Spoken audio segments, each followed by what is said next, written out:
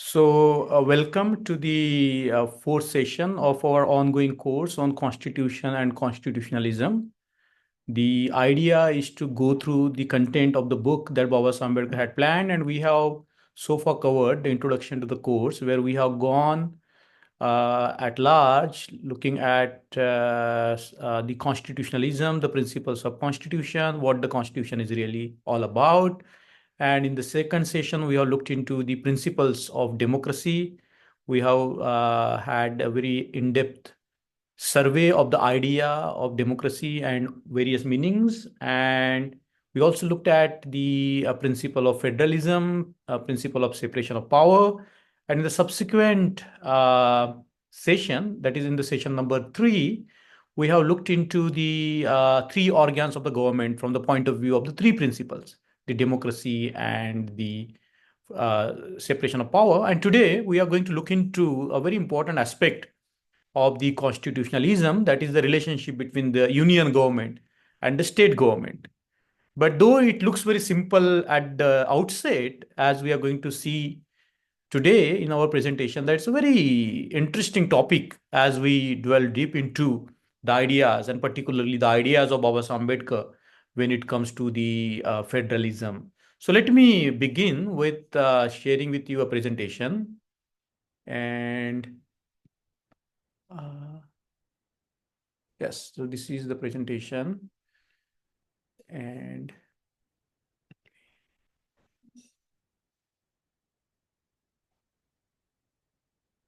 okay, sorry, this is the wrong one. Let me stop sharing. Let me share with you.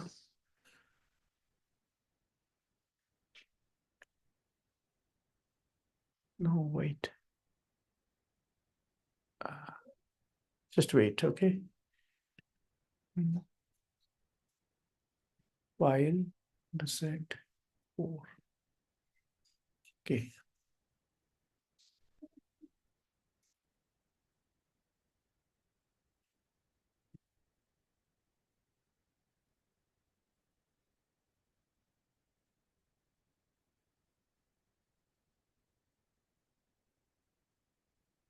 One minute.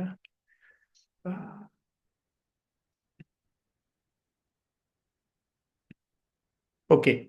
So today we are going to talk about the Union of States, and in that we are going to look into the principles of federalism, which is a very important topic for the discussion today. So let me go back to that. As we know that the Constitution of India prescribed a dual form of the governance. And what do we mean by the dual form of governance? We are going to look at. But the overall goal is to ensure the unity of India. That is the subtitle of the slide. So what is the dual form of the governance? The structure of the government of India of the future, as Baba Ambedkar has written, is to be cast in dual form. And the dual form includes a central government, which we now know we call an union government, and a number of provincial governments, which we today call the state governments, which are intricately interlinked and interwoven in the discharge of their legislative, executive, and administrative functions. And this is what Baba Ambedkar has written, that the working of the central government must be considered before understanding the state government, as India is the union of the states. And I'm going to go through the terminology. So why in the very first article of Indian Constitution begins with India, that is Bharat, shall be the union of the states. That's the beginning of the Constitution in the part 1. And as Baba Ambedkar has remarked elsewhere, that the federation is indestructible. The Indian federation cannot be destroyed. It's indestructible. And this is what Baba Ambedkar's exact wording about why we call it the union. He says, the use of the word union is deliberate. It's deliberate. I do not know why the word union was used in the Canadian Constitution, but I can tell you why the drafting committee has used it. The drafting committee wanted to make it clear that though India was to be a federation, and India is a federation, the federation was not the result of an agreement by the states to join in a federation. Like in case of the US or USA, the states agreed to join into a United States of America. But in India, such was not the case. The states were not there. When the power was transferred to the Indian political map was very different. There were, 11 British provinces, and when India was partitioned, there were nine provinces, British provinces, and there were more than 560 princely states. That's what was the political map of India at that time, at the verge of the transfer of power in 1947. So this is very instructive statement. The federation was not the result of an agreement by the states to join in a federation, and that the federation not being the result of an agreement, no state has a right to secede from it. So the no Indian state has a right to secede from it, because the state didn't come before the political unity of India. And this is a very, very pithy statement by Baba Sahib Ambedkar, where he says the federation is a union because it's indestructible. So that's how the wording comes. India, that is Bharat, shall be the union of the states. Because when we talk about the United India or Union of India, the federation is implied there. But the federation is very much different from the American Federation. And this is what Baba Sahib Ambedkar says, and it is very instructive. Though the country and the people may be divided into different states for convenience of the administration, the country is one integral whole. Its people, a single people living under a single empire, derived from a single source. The American had to wage a civil war to establish that the states have no rights of secession and that their federation was indestructible. Indestructible. So that's what has happened in the American history. But when it comes to India, like for example, by the way of comparison, the Americans have two constitutions. One is a federal constitution and one is a state constitution. They have the dual citizenship. You are the citizenship of a state and you are also the citizenship of a federal government. But in India, such is not the case. There is a single constitution, presiding over the state governments and the union government, and there is a single citizenship. We do not have the citizenship like Tamil citizenship or Indian citizenship. Tamil citizenship or Maharashtrian citizenship. There is only one citizenship. That is Indian citizenship. And that's what Baba Ambedkar says, that the drafting committee thought that it was better to make it clear at the outset rather than to leave it to the speculation or to dispute. So that is what was the position. And as we know that we are going to look at the federalism in the constitution and the post-constitution, which is a very interesting study. And because, when the constitution was being written or drafted, that time, it was not decided as to how the states will be created. And therefore, the constitution gave power to the parliament, union government, to create new states. So very interesting. We have to bear this in mind, because the reorganization of the state is a very important question when we look at the federalism. So constitution gave power to the parliament to create new states. And even today, Article 3 empowers the union government to have the power to create new states, rename them, and they have all the powers to create new states. And accordingly, the State Reorganization Committee was set up December 1953 and submitted its report on 30th November 1955, which is called the Faisal Ali Committee. And this is very significant. And I think this is the document that we need to be looking into when we are thinking about the federalism, particularly in the context of India, that Baba Sahib Ambedkar had written a booklet in response to the State Reorganization Committee's report, which was made available to the public on 30th November 1955. And just within a month, Baba Sahib Ambedkar has a very beautiful tract on how, the federalism is at perils if we follow the State Reorganization Committee's recommendation. And he was like, he had such a depth understanding of the Indian situation that we will see how his thoughts were prophetic. So let's go into the principles of federalism as we find in Baba Sahib's book plan. And he wanted to write based on this, how will there be the relationship between the state and the union in terms of the legislative matters, in terms of the various powers they will have for the legislation, how they will have their administrative relationship, financial relationship, and emergency relationship. So these are very clear now in the Constitution of India. So I'm not going to go into that. I have just found something a very, there is only information. There is nothing analytical about it at this moment. So let me just take you through the legislative relations. So what are the legislative relationship? So under the Indian Constitution, the legislative powers are divided between the center and the state as outlined in the list in the seventh schedule. So there is a seventh schedule where these lists are prescribed, and there is a union list, there is a state list, and there is a concurrent list. And the union government has exclusive legislative powers over subjects enumerated in the union list, like defense, foreign affairs, atomic energy, so on and so forth. And there are around 100 subjects in this list. And the state list, the state government has exclusive powers over the subjects in the state list, like police, public health, agriculture. And there are 61 subjects in this list. And there is a concurrent list. Both the central and states can legislate on subjects in the concurrent list. Example, education, marriage, divorce, bankruptcy. And there are about 52 subjects in this list. However, if there is a conflict, the union law will prevail.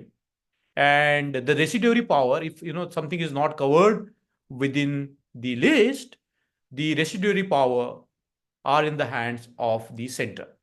So this is about the legislative relationship, the areas earmarked for the union government and the state government. And now how about the administrative relationship? The administrative relations between the center and the states involve the implementation of laws and governance and distribution of functions. Each level of government has distinctive responsibilities, but there is also overlap in various areas. And there is a state administration, and we know that there is an all India services, which includes Indian Administrative Service (IS) and the Indian Police Services, which are maintained by the Constitution, are example of the all India services, and the officers are shared among the state. And this is a very interesting feature of India as to how everything is clearly established and not left to the whims and fancies of the executive of the time. And the central government has a role to issue directives to the state if the need arises, particularly concerning national interest issues. So these are the administrative relationship. There is an all India service where the officers are shared between the state and the center. And financial relationship, of course, very important, and we are going to look briefly into that. So financial relations outline the distribution of revenue and fiscal responsibilities, and then there is a distribution of responsibilities. Now, there is a finance commission. It is a very dynamic area now after the coming of the GST. And the taxation powers, how the taxation powers are divided between the center and the state. And the center issues the grants in aid to the various states, depending on certain formulas which include population and other different factors. So I'm not going to go into that. I just wanted to get these facts out of hands before we venture into the topic of the principles of federalism. And there are, of course, emergency relationship. In case of emergency, national emergency, the president can declare a national emergency due to war, external aggression, or armed rebellion. During such emergencies, the state can legislate on state subjects, and the fundamental rights of citizens may be limited. Very interesting discussion that we will have in the upcoming session. And the state emergency, of course, we know about it, that the central can take control over the state administration. And financial emergency, which is about the financial stability or credit of India. So I just wanted to get these four factual areas out of hand before entering into the teeth of our session today. And that's about the linguistic states and linguism. There are two things which are very important for us to understand. One is what are the linguistic states and linguism. If we want to understand the federal structure in India, and we are going to look at these very pertinent questions which are so relevant even today. So this is what is, we have talked quite a lot about democracy, and Baba Ambedkar has written a lot, as we have seen, as what are the principles of democracy. And here he also, in these tracts of 1955, which is very important for us to study, he talks about, fellow feeling is the foundation of a stable and democratic state. Without fellow feeling, it's very difficult to have a stable and a democratic state. And he says, the principle of one state, one language is a universal feature of almost every state. So if you look at the European continent, you see that all the countries are divided, based on their language. So at some point of time, it must be having a and the what is called the single nationality, feeling of being belonging to the same culture. But the linguistic, the language has divided Europe into so many nations as we know today. And if you look at even the names of the nations in Europe, they are based on the language. So the Germany is based on German language, Hungary Hungarian, Poland Polish. You see, so the language has given rise to the the feeling of a nation. And there Baba Ambedkar says that one state, one language is a universal feature of almost every state. Please bear this in mind, because we are going to see how Baba Ambedkar's analytical mind works and how he brings these complex ideas into harmony. We are going to look at that in this presentation today. And this is a very remarkable statement, as we all know, that a state is built on fellow feeling. And a fellow feeling is a feeling of corporate sentiment of oneness, which makes those who are charged with it feel that they are kith and kin. So this is a very important aspect of fellow feeling, that the people feel that they are each other's kith and kin. As we know that the caste is a negation of a fellow feeling. And we are going to look at that as to how Baba Ambedkar, brings in the caste in terms of understanding the federalism. And this feeling is a double-edged feeling. It is at once a feeling of fellowship for one's own kith and kin, and anti-fellowship for those who are not one's own kith and kin. So, for example, the language can unite and language can divide. And we can feel that the people speaking the same language maybe feel that they are each other's kith and kin, and the people who are speaking another language, they might think that they are not their fellows. So it is the feeling of consciousness of kind, a very important term that Baba Ambedkar understood in the Columbia University, and which was in his mind all the time. 1955 is also referring to this very interesting term, consciousness of kind. He says it is a feeling of consciousness of kind which on one hand binds together those who have it strongly, that it overrides all differences arising out of economic conflicts and social gradations, and on the other severs them from those who are not of their kind. So it's a double-edged. You feel like you belong to a group, and you feel that that group doesn't belong to you. So it's a double-edged thing. And this is the consciousness of kind is also a longing not to belong to any other group. So Baba Ambedkar comes to a conclusion. He raises a question: which way we should go? We should go for the linguistic provinces or linguism. And if we have the principle of carving the states, how do we do that? And that's a very interesting study. And this is what makes thoughts of Baba Ambedkar very interesting. So there are, of course, the disadvantage of the linguistic province. Now keep this mind, in the previous section I talked about one state, one language. Okay, now you reverse it: one language, one state. And Baba Ambedkar says that if there is one state, one language, is a good principle. But if we are talking about one language, one state, it's a linguism. And we are going to look at this concept when it comes to federalism. So what are the disadvantages of the linguistic province? It will create as many nations as there are groups with their race, language, and literature. The central government will be a league of nations. So if we let the language become the marker of uniting different communities together, Baba Ambedkar says that the language sentiments can give to nationalism, and the central government will be a league of nations. Separate and solidified nation filled with the consciousness of their being separate in culture and therefore in interest, they may develop the mentality of political subordination. And that's the some of we see that sometimes arising in the different states of India. It will be difficult to maintain administrative relations between the central and the states. It may lead to breakup of India. Instead of remaining united, India may end in becoming Europe, faced with the prospect of chaos and disorder. And what are the advantages of the linguistic province? Reconstruction of provinces on linguistic basis has certain definite political advantage. Democracy would work better in the linguistic provinces than it would be in the mixed provinces. Mixed provinces means the provinces having two or more languages. And there was a province in India at the time, which was the Bombay province, which included the Gujaratis and the Maharashtra. I'm going to show you the map as to how the Bombay province was then again divided into Gujarat, and part of it went to in Maharashtra. Very interesting ideas. Bear with the presentation today, and you will come out with very insightful ideas in this domain. And we will see appreciate the brilliance of Baba Sahib's mind here. So you see, democracy would work better in the linguistic provinces, that it would be in the mixed provinces. And linguistic province produces what democracy needs, namely social homogeneity. So at least there is some marker of homogeneity in terms of the language. And the homogeneity of a people depends upon having they're having a common belief in a common origin, in possession of common language and literature, in their pride in a common historic tradition, community of social customs. So I will leave it to that today, here, and we are going to concentrate on Baba Sahib's, very interesting principles here, and they are so important for India today that we need to think about them all the time.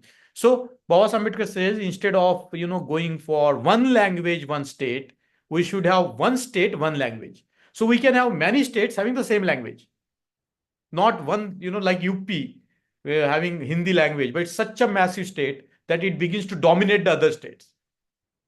So, and Baba Ambedkar goes into that. I'm going to show you how he does it. So most important thing is the viability of the states. So we have a 560 princely state. We are grouping them in different groups, and then we are again organizing them in the different states. And there are certain principles that Baba Ambedkar has prescribed, and he has his thinking, has shown that his thinking is remarkable. That is what has happened in the history of a country. So according to Baba Ambedkar, viability was the absolute rule accepted during the making of the constitution. So the only thing that was accepted during the making of the constitution, which was promulgated in 1950, and then commission was appointed to carve the states out of the disparate princely states and the provinces. It's a big exercise. And the viability was the absolute rule accepted during the making of the constitution.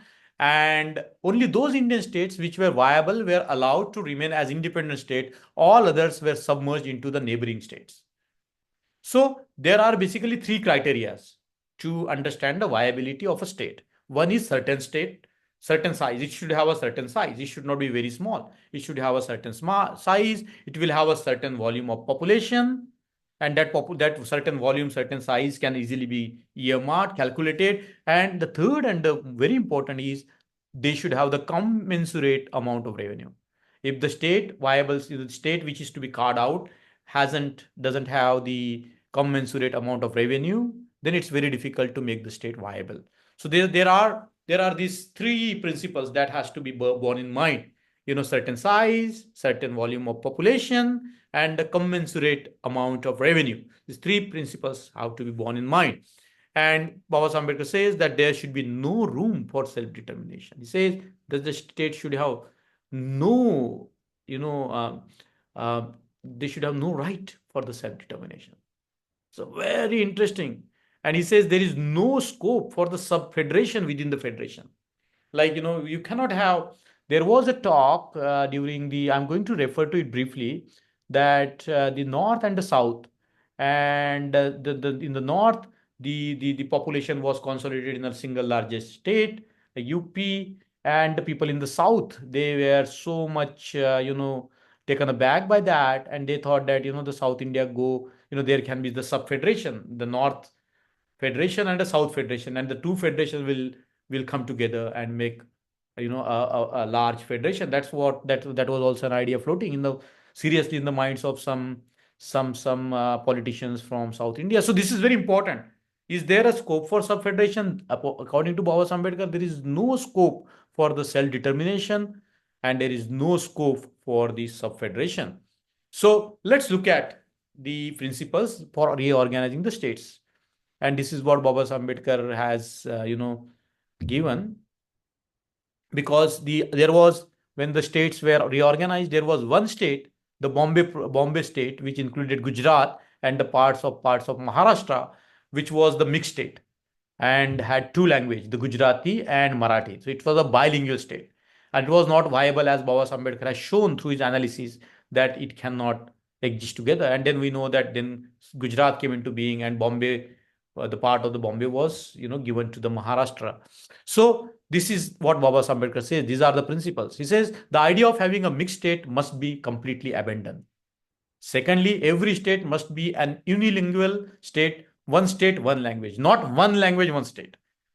Please bear this very important principle: one state, one language. The formula one state, one language must not be confused with the formula of one language, one state. Otherwise, the whole of the North India will become a very massive state, and which will dominate the total polity of India. If you bring Rajasthan and all these Hindi speaking good Bihar together, that will make a kind of a very massive mega state, and it will completely shift the gravity of power.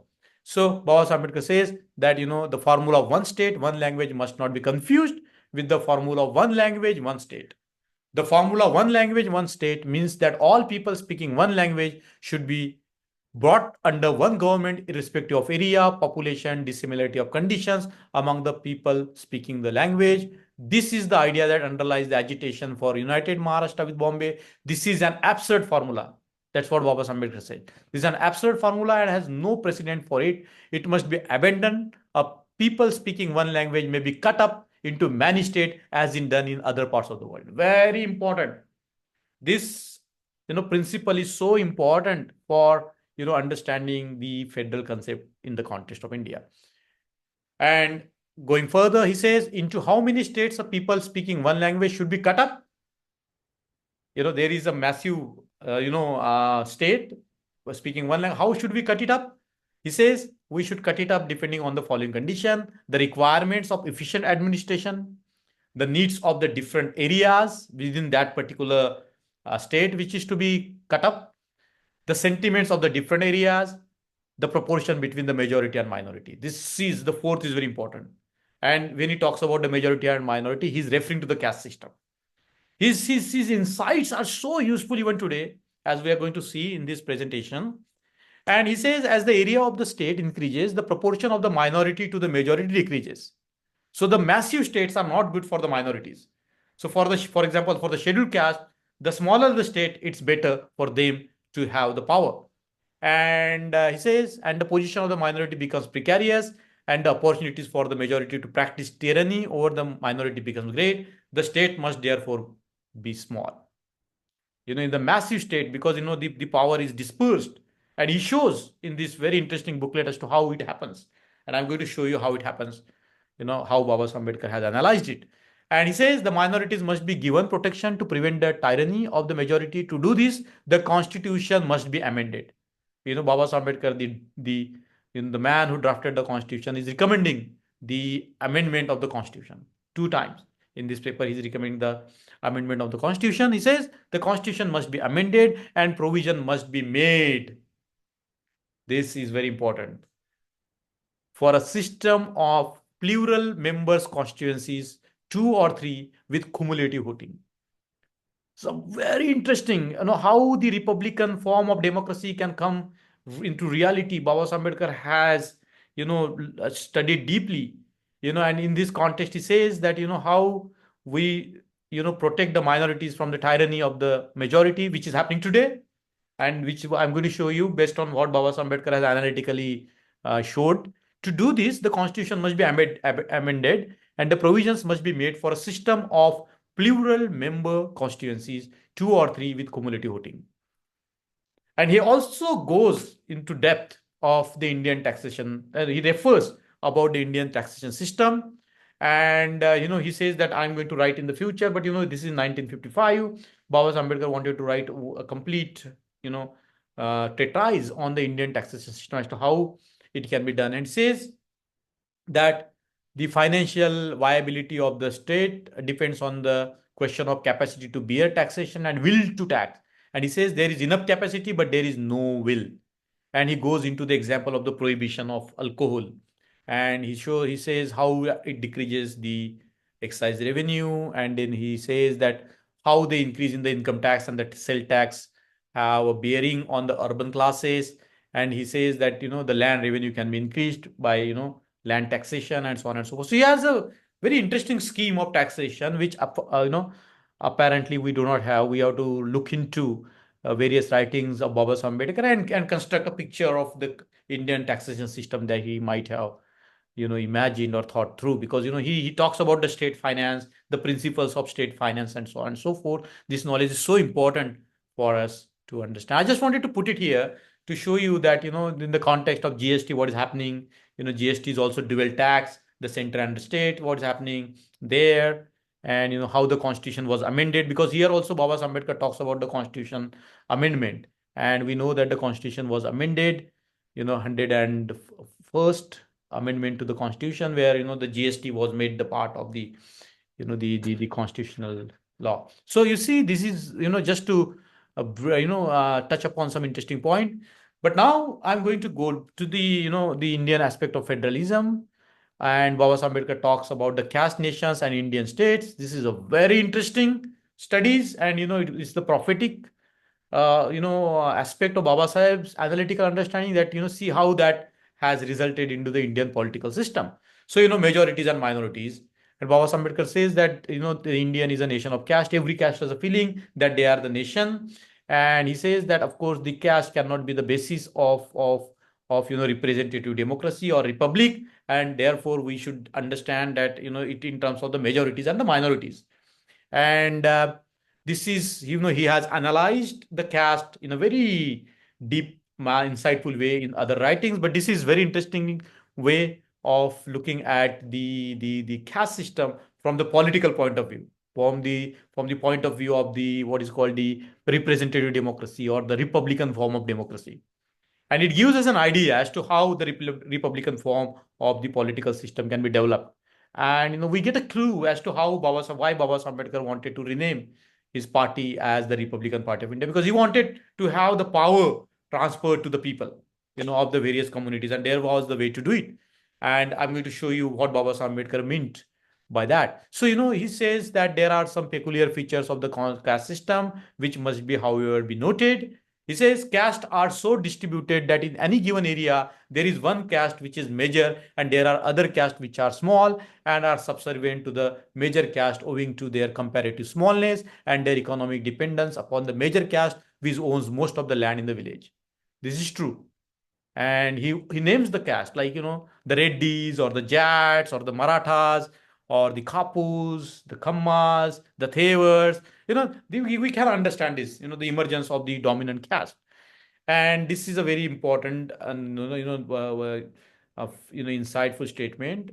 And Baba Ambedkar says that the caste system is marked not merely by inequality, but is affected by the system of graded inequality.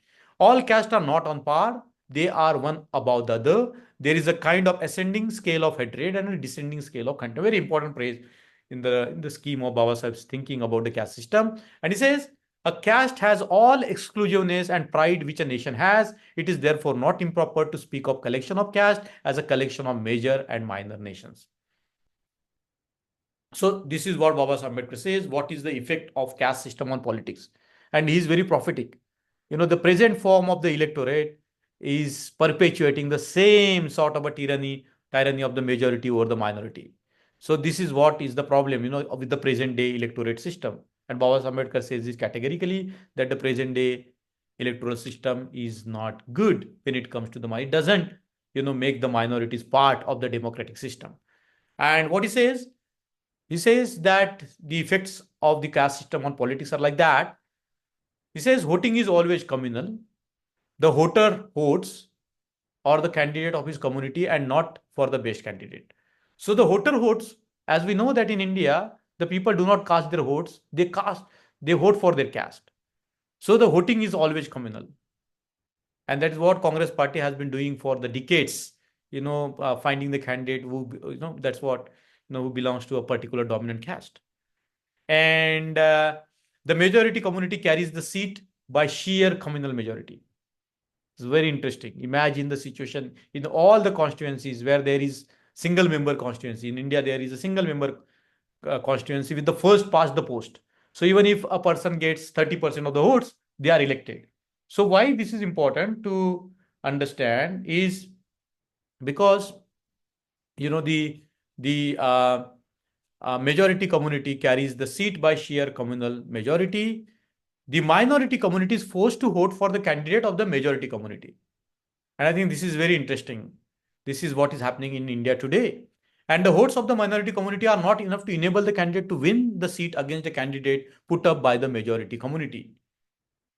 As a consequence of social system of graded inequality, the voter of the higher major communities can never condensate to give his vote to a candidate of minority community. It's very unlikely that the person from a higher caste, so-called higher caste, will vote for the scheduled caste candidate. It's very highly unlikely because of this system of the graded inequality. On the other hand, the voter of the minority community, who is socially on a lower level, takes pride in giving his vote to the candidate of the majority community. This is another reason why a candidate of a minority community loses in election. This is what we see. Even in some of the studies says that even the Muslims won't vote for the scheduled caste candidate. The forget the OBCs and other people. It's very difficult for the person of the scheduled caste community to get votes from the so-called non-scheduled caste community. So this system of representative government based on a single system of single member constituencies is not good for the democracy. Though there are reserved seats, they are also ineffective, as we know that the candidates are tied up to their parties. And Baba Ambedkar then says that we should do away with the reserved seats and the separate electorate. Instead of that, we should bring in what is called the plural member constituencies with cumulative voting. So I'm going to go into that, but before that, I want to touch upon a very interesting point that back then in 1955, Dr. Baba Ambedkar was pressing for the caste census, and the Home Minister was saying that we should not do it, citing the reason that if we name something, it comes into being. So Baba Sahib is a very stupid reasoning. He said we should know the demography of our country, isn't it? It's very important to know what's happening.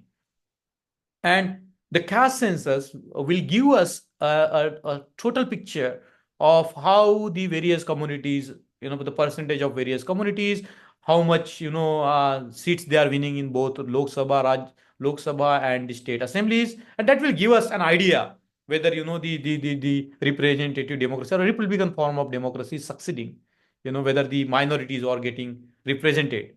And that's very important. Or, some caste are, having more dominance, as it is now becoming clear that some caste have becoming politically very dominant, and that's what Baba Ambedkar has seen, and he thinks that there is a need of understanding the demography of India. The demographic survey, whether you call it a census or whatever, is important, and in understanding the caste is very important to make India a true republican India.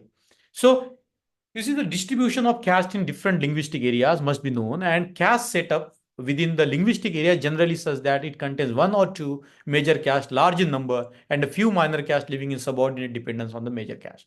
So let's go back to the system of plural member constituencies, which Baba Ambedkar, advocated in 1955 after the 5 years of the constitution and the first general election. The second general election was about to come. Unfortunately, we know Baba Ambedkar left us in 1956, but I'm sure that he would have, pressed for these demands of the caste census and the plural member constituencies with cumulative voting. So what is it? Plural member constituencies with cumulative voting is an electoral system that allows voters to express preferences for multiple candidates within a single district than that elects more than one representative.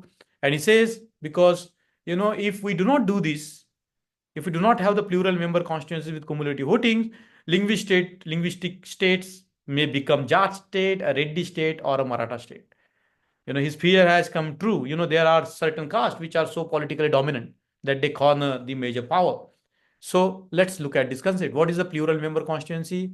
By definition, in a plural member constituency, more than one representative is elected from a single electoral district. This contrasts with a single member district where only one representative is elected per district, means the electorate. Purpose, this system is designed to provide better representation for diverse population and interest, allowing voters to elect multiple representatives who can reflect the plurality of views and needs in the community. See, always Baba Ambedkar is trying to find out the ways to reach out to the heart of the matter as to how the democracy or the republican India can become truly Republic of India, true people's republic.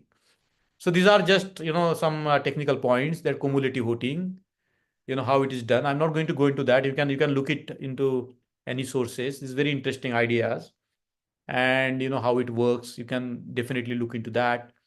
And there are advantages which are far more than the disadvantages. I don't want to go much into that. So I just want to come to a very interesting approach of Baba Sahib Ambedkar thinking, the North and the South, and we know that the North India is very different from the South India. It has very different sort of flavor to the South India and in North India. And there are the point of comparison which are given by Baba Sahib Ambedkar, but I'm not going to go into that point of comparison. But this is what Baba Sahib Ambedkar talks about. He says that the genius of India is to divide, the genius of Switzerland, South America, and Canada is to unite. So there is always a Fissiparas tendency among the Indians. That's the Indian genius.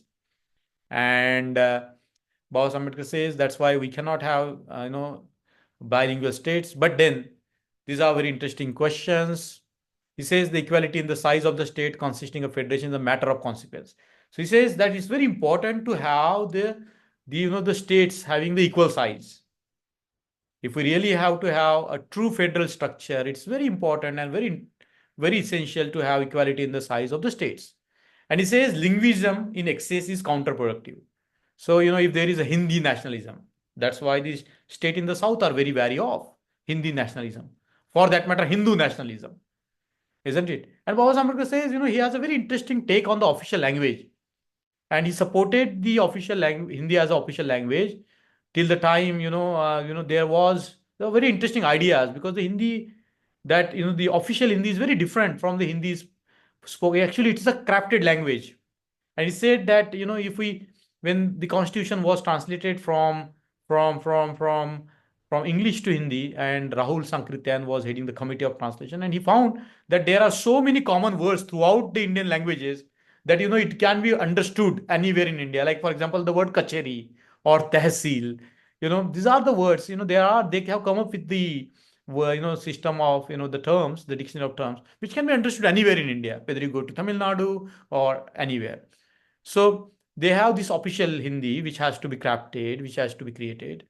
So very interesting concept. And I'm going to touch a little bit, little bit in the coming slides. But he says faction fights for leadership and discrimination in administration are factors ever present in the mixed state and are incompatible with democracy. So let's go into that. So this is what was the status of Indian state in 1947. Groupings, different groupings, as you can see. And when this is what has happened. And this is, you see, this is the Bombay is divided into Gujarat, and there was part A, part B, part C states, and then we get this picture. As you can see, when the states were reorganized, as after the reorganization, this is a picture. But this is the Baba Sahib's thinking. Now let's go back to Baba Sahib thinking. So he says that the consolidation of North and balkanization of the South is not going to help. So he says that the North Indian states must be divided. So if you have a single block Hindi speaking area, as you can see from the map, which comes in Baba Sahib's booklet, the Rajasthan, Uttar Pradesh, Madhya Bharat, Madhya Pradesh, Bihar, or if you make this into a mega state, monolith, it has to be divided. If you make it consolidated, it's not good for the federalism in India. It's not going to work. There might be, there in the future, there may be war between the North and South, just like what happened in the history of America. And the signs of that were visible when the North was trying to become so unitary in the last government. The chief ministers of the southern states, they got together and they thought of they muled over the idea of the federation of the South Indian states. So don't think that these possibilities do not exist. If the North consolidate, if the Hindi belt consolidate into a monolith with some kind of a very overarching idea that Hindi or Hindi, then it's of course going to lead to a lot of difficulties. And Baba Ambedkar says that this can be a real problem in the future. So he says it's very important to divide the North. Now what is his scheme? He says that the Bihar has to be divided into two parts. And we know today that there are two Bihars. When the Bihar was divided into Bihar and Jharkhand.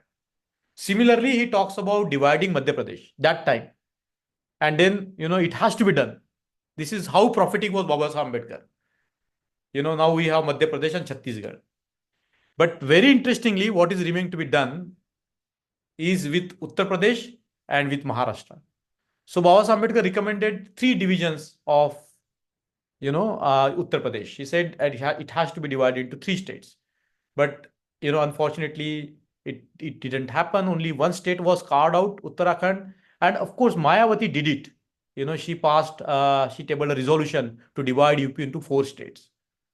And he said that if we divide the UP into four states, East, West, and Central UP, they can have three major cities which will come to the front, like Kanpur in the central Uttar Pradesh. Western Uttar Pradesh is, of course, Meerut and Allahabad. So he says that you can have three states carved out of Uttar Pradesh.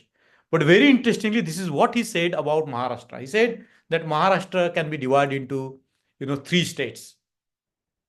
So this is one state, one language, not one language, one state. So this is what is scheme, and I think it's so important that these four states of Maharashtra are very important. The Western Maharashtra, Central Maharashtra, Eastern Maharashtra, and there is the fourth, the Bombay as a city state. Very interesting idea when he goes into Bombay as a city state. But this I'm just giving you some ideas as to how Baba Sahib Ambedkar was prophetic in thinking, and he also talked about not having just one capital. He said that we can have a second capital so that the south feels that it's a part of a larger you know um, nation, not larger state, that's India. So he was recommending that bring Hyderabad, Sikandarabad, and Bolaram together and make it into a second capital. He says it is very important. It's not unprecedented to have two capitals, and it can be a way to remove tension between the north and the south. Very interesting ideas. I think the politician today, if they really love India, they have to look into the federal principles that Baba Sahib Ambedkar has given. So let me summarize before we end our discussion today. Is the Ambedkar's principles of federalism and unity of India. He said that Indian first and Indian last. We are the Indian first and Indians last. He always batted for the united India, one India, and he is very prophetic. We have to look into that. So, let's look at his principles. Even I think they are valid today. He says that equality of the units of federation is very important, geographical size and viability. Principle of one state, one language, very important. No one language, one state. So we have to arrest linguism, the excessive reliance on language. Language has to be, of course, it promotes culture, as Baba Ambedkar says, but it can also divide. He says Hindi as an official language at the union level, but the Hindi that he's talking about is, the mixture of all the different languages in India, and the states can have their languages. He always talked about Indian first and Indian last. And he says that we have to balance the north and the south. So we have to divide the north into several states, viable states, and maybe shift the capital, have another capital, second capital, the south. And he recommends the reformation of Indian tax system, and for the state to be more democratic, to avoid the tyranny of the majority caste. The state has to be made viable and small, and there has to be inclusive electoral system which guarantees representation to the minorities, and remove the power of the dominant caste. So I think these are very important fundamental ideas of Baba Sahib Ambedkar that we have seen, and I will stop here. There is so much in this presentation which needs a lot of thinking to unravel a lot of threads out of it and bring that thinking to our country today, so that we become a strong country. Baba Sahib Ambedkar says that we have to become the United States of India, and he had this hope that India will become a truly Republican democracy. That's how he founded the Republican Party of India. So I will finish here, stop here, and I will open up the session for more discussion and question and answers. Okay.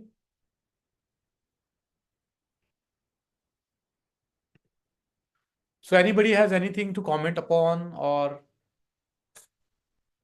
discuss?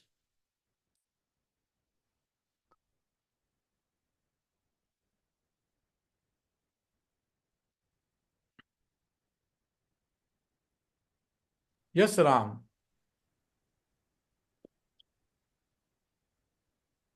Ram, your microphone is not working, Ram.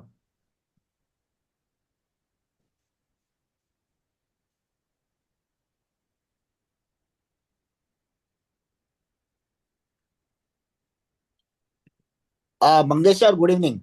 Yes, yes. Good evening, Padmakar ji. How are you? I'm good. Acha, I just wanted to know one thing. In the first this thing you said about when you are talking about the state and central relations. Hmm. Okay. Uh, Now there are union territories in our country. Yes, yes, yes. Okay. Now always we come across with the conflict of power, conflict of interest between LG and elected government. Yes, yes, yes, yes. So what is your say? What is your comment on this? Yeah, I do not have any particular comment on this. By definition, union territories belong to the jurisdiction of the union, right?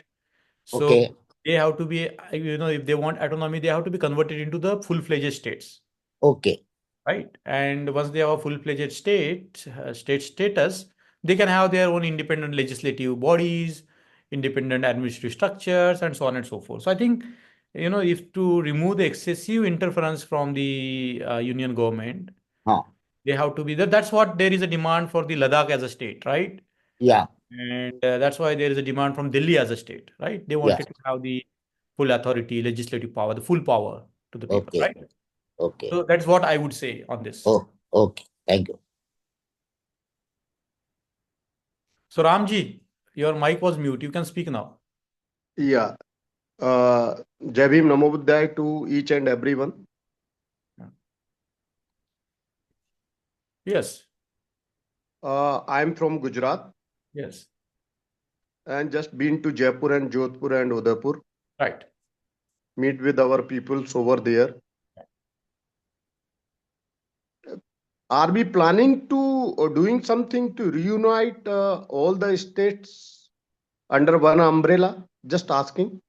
I think that's a very important question, Ramji, which will, I think we will come to that in the last session where I'm going to talk about what Baba Saheb Ambedkar would do in the current situation. Yes. So I want to build up a case up to that point to the sixth session, and then I'm going to take the various dimension of what is happening in India today in terms of democracy, in terms of separation of power, in terms of federalism, in terms of the republican form of the government, the democracy, and then I'm going to suggest what Baba Saheb Ambedkar would do. For example, he would Yes. very much praise for the caste census Yeah. to get a Very clear, good. to get a clear Yeah. picture. Then he would And also, yeah. you are based in Delhi or where, I'm based in Mr. Nagpur, MD? sir. I'm based in Nagpur, and we can have a discussion there. If there is anything regarding this discussion today, we can have a discussion, sir. Yeah, very good. Thank you very much. I am from Sankal Bhumi Trust, Vadodara. Very good, sir. Very good, sir. Very good. Very good. And And please, we are please, in the same boat. We are doing the same which you are doing. yes, sir. And please join the group. And we have a WhatsApp group, and Nikhil will be able to send you a request. And please join our group. We have got a lot of members. I'm already in the group.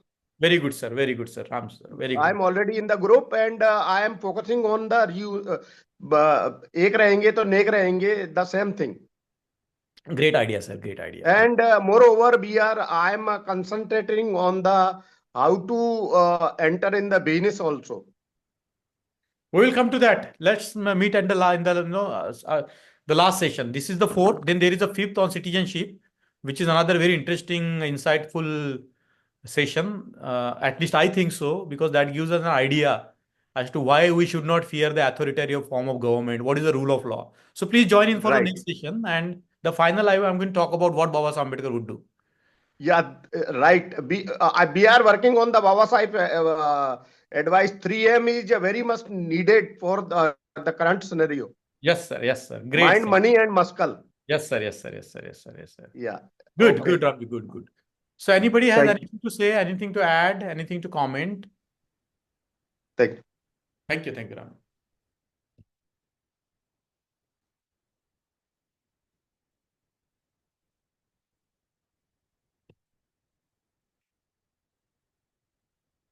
So you begin to see how fascinating this whole idea of the constitution and constitutionalism is. It's like it goes into so many interesting concepts, and it gives us a thinking tool even for today as to how we should look at the democracy, how we should look at the federalism, how we should look at the separation of power. And it gives us a very interesting intellectual, the set of intellectual tools to solve a lot of problems that we see arising, in a country, right? So if there is no comment or anything from anybody, with the permission of Nikhil, should we end the session? Hello. Hello? Hello. Hello, Yes. myself, Dr. Anil Doke. Yes. Yes, now this was a very good insight into the federalism, and there were certain disadvantages of the current system of the electorate, and as Baba Sahib has suggested, certain remedies which are not in operation today, like uh, plural candidature in a constituency. Yeah, yeah. And there are certain other reforms which Baba Sahib, Dr. Ambedkar has suggested, and that these reforms are very essential to our electoral system. So, are we going to, as a representative of the school, are we going to write to the government or the president to initiate such reforms? Yes, Or actually, is this some of you can going take to the attend? initiative. Yeah. Yeah, I think it's very important for the political parties from the South India and everywhere to write. And we have to educate them, because these electoral reforms are there in the higher democracies. So except, if you look at the Scandinavian democracies, they have these all proportional representation and, multi-member constituencies. So it is not something new that Baba Ambedkar had suggested. It's a mature yeah, form of democracy. It's a, yeah. This is not new, but these ideas have not been taken up by the yeah, successive governments, or so we can suggest to them, we can write a representation to make such reforms, yeah, because otherwise this is only going to be it should not be just an intellectual exercise for us. yes, yes, It yes, should have some impact. yes, yes, yes. Yeah, That's true. That's true. I that's agree with you fully. I think the people who are active, there are so many organizations. My idea is to write, bring out Baba Sahib's thinking.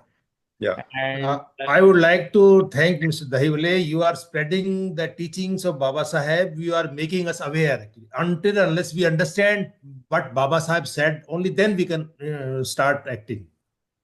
right, In North India, really, we needed a person like you, sir. right. Thank you very much for enlightening us, sir. No, thank you. Through your You're various welcome. It's programs. my joy. I enjoy these sessions. It's my joy. I think there is so much we No, can. we have read Baba Hello. Sahib, Hello. but clarity comes after listening to you Thank you, sir. again and again. Thank you, sir. Thank you. yeah. Hello. That's true. That's true. That we must understand. First of all, we must Hello. understand Baba Sahib very clearly before we go Hello. beyond. That's true. Thank you. Hello. Jai Hind, sir. Devim ji, Krishna Rao ji. Jai Hind. Devim, yes. Sir, I am from Andhra Pradesh. Sir, welcome. I am from Andhra Pradesh. I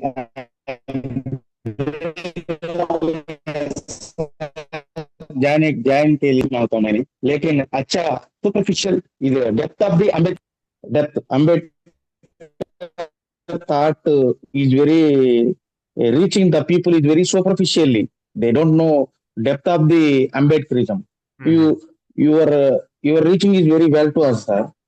I am asking to please add my number in any WhatsApp group to continue to join in your classes or anything, sir. Yes, Please sir. add my number in your WhatsApp. Yes, sir. Please Yes, sir. join. I want to join your WhatsApp group, sir. Thank you, Please sir. add my number. Thank you, sir. Thank you, Thank sir. you, sir. It's Nikhil, very useful to yes, sir. today generation. Yes, sir. Depth I'm very glad. Ambedkarism is reached to everyone, sir. Yes, sir. Yes, sir. Yes, sir. So, anyone has anything to say before we conclude for today? Sir, there is one question in the chat that what is the impact of delimitation on the electoral system? See, this is, first of all, I think it's very important to have the caste census, because I think because of that, we are not able to understand how much is the power concentrated by a few caste. And delimitation sometimes can be very dangerous if it is not done taking into consideration the social facts.